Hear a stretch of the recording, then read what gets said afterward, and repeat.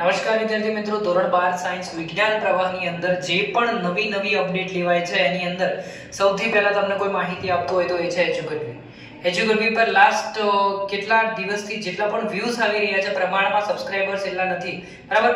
મતલબ 1 લાખ ઉપર તો આપણી પાસે છે જ પબ્લિક, પણ જેટલા પ્રમાણમાં તમે જોઈ રહ્યા છો, જેટલી અમે તમને મદદ કરી રહ્યા છીએ, જેટલો તમે રિસ્પોન્સ આપો છો, કોમેન્ટ્સ કરો છો, લાઈક કરો છો, સામે સબસ્ક્રાઇબ પણ કરી દેજો જેથી કરીને તમને નવી નોટિફિકેશન મળતી રહે. કેમ કે આપણું લાઇક્સનું ટાર્ગેટ 0 હોય છે, બરાબર. કોમેન્ટ્સનું ટાર્ગેટ તો તમને ગમે તો કરવાની, અને સબસ્ક્રાઇબર્સનું ટાર્ગેટ એટલા માટે રાખવાનું કેમ કે હસો તો તમને કામ લાગશે ને, જોડાયેલા હસો તો તમે જોશો ને, એટલા માટે.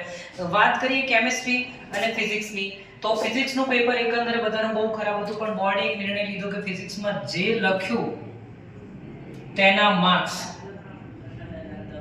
આઈ હોપ કે આ પેન ઇટ્સ ઓકે, વાંધો નથી, તમે તો હું બતાવી દઈશ અહીંયા. જે લખ્યું તેના માર્ક્સ તમને મળવાના છે.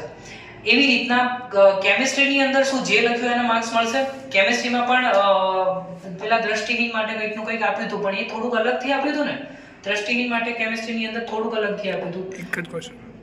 હા, એક જ ક્વેશ્ચન હતો. હા, દ્રષ્ટિહીન માટે એક જ હતો.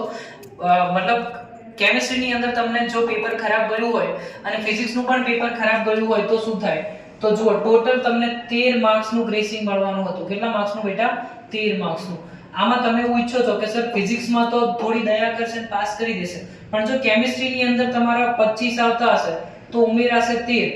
એ તો બધું હું કેલ્ક્યુલેશન ડિજિટલી કરીશ. અહીંયા 13 ઉમેરાશે, શું થશે, બરાબર. તો એ બધી વસ્તુઓ તમને જોવાની છે. 13 માર્ક્સનું ગ્રેસિંગ મળશે. 13 12 13 નું માની ચાલવાનું, બરાબર. વધુમાં વધુ 13, ઓછામાં ઓછા 11. એનાથી તો ઓછું નહીં મળે, 11 તો મળશે જ છે, બરાબર. તો આ વસ્તુ ખાસ ધ્યાન રાખવાની છે જેથી કરીને તમને પ્રોબ્લેમ ના પડે. બાયોલોજીના પેપરની અંદર સારામાં સારું રિઝલ્ટ લાવજો. પછી કેમિસ્ટ્રી તો હવે વાત નથી કર્યા જેવી, પેપર ઈઝી હતું, પણ તમે ક્યાં ભણ્યા છો, કેવી રીતના ભણ્યા છો, કેટલું ભણ્યા છો એની ઉપર હતું, બરાબર. ફિઝિક્સમાં પણ સેમ સિચ્યુએશન હતી. આ બંનેમાં જો પાસ થઈ ગયા તો તમને હવે કોઈ નહીં રોકી શકે. હવે બસ એક જ વસ્તુ છે, ખાલી બાયોલોજીમાં પાસ થવાનું છે. પછી ઇંગ્લિશ અને જે પણ તમારો અધર સબ્જેક્ટ છે, ગુજરાતી, સંસ્કૃત વગેરે વગેરે, તો એની અંદર ક્લિયર કરી દેજો. આટલી વસ્તુ જો ફિઝિક્સમાં ફૂલ્લી પાસ છે અને કેમિસ્ટ્રીમાં ફૂલ્લી પાસ છે તો અહીંયા ફેલ થાય તો કોઈ પ્રોબ્લેમ નથી. જોજો પીસીબી નો એક રેશિયો આપી દઉં તમને. જોજો પાસ કઈ સિચ્યુએશનમાં થવાય. અહીંયા જોજો ફિઝિક્સ પાસ, કેમિસ્ટ્રી પાસ, તો બાયોલોજીમાં ફેલ થાવ તો ટેન્શન નહીં, પાસ થઈ જવાશે, બરાબર. ફિઝિક્સ ફેલ પણ કેમિસ્ટ્રી પાસ, બાયોલોજી પાસ, તો શું થશે? પાસ. જોજો physics fail, chemistry fail, biology pass, તો શું થઈ જશે? ફેલ, બરાબર. 17 MCQ સાચા હોવા જોઈએ, 17 માર્ક્સની થિયરી આવડવી જોઈએ, 34 એવી રીતના થશે, બરાબર. પછી તમે એવું કહેશો પાર્ટ બી ની અંદર બધું જ લખ્યું છે, એક જ MCQ સાચો છે તો બી પાસ થઈ જવાશે, માનો. પણ MCQ બહુ ઓછા છે અને પાર્ટ બી પણ બહુ ઓછું છે તો નહીં થવાય. કેમ કે પાર્ટ એ ની અંદર MCQ માં લોકો એવું કહે છે, જોજો યાદ રાખજો મારા શબ્દો, સર 40 સાચા હતા અને હું તો ફેલ છું.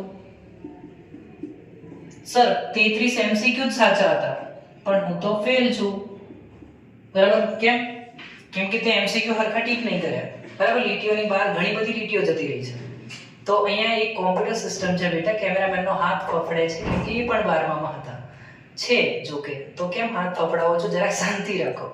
આના સોલ્યુશન એ છે કે ભગવાનને પ્રાર્થના કરો કે હે ભગવાન, સોરી પેલો ધમાલનો સીન નહીં ક્રિએટ કરું, હું બતાવી દઈશ એમાં.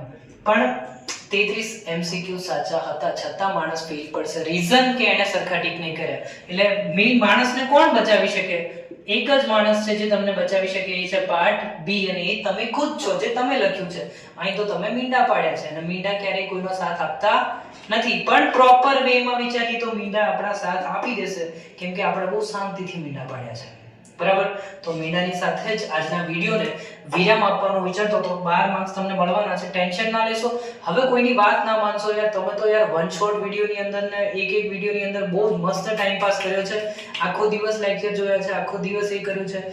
હારાઓ તમારા ટીચરો 365 દિવસ ભણાવતા હતા તમને, બરાબર. 365 દિવસ તમને કોણ ભણાવ્યું? તમારા ટીચરો. તમે 24 અવરની અંદર આખું બધું જોઈને તૈયાર કરવા વાળા માણસો, બરાબર. તો તમારી સાથે જે થયું છે એ બરાબર થયું છે. આ જે થયું છે ને ઇટ્સ ઓકે, કેમ કે તમે તમારા શિક્ષકનું નામ માન્યું, એમણે 365 દિવસ ભણાવ્યું, તારી પાસે નોટ્સ બનાવી આપી તને, એ નોટ્સ તે કમ્પ્લીટ કરી, એ નોટ્સ પછી તને રિવિઝન કરવાનું હતું તો તું ગબા રિવિઝનના દિવસે શું કરે છે?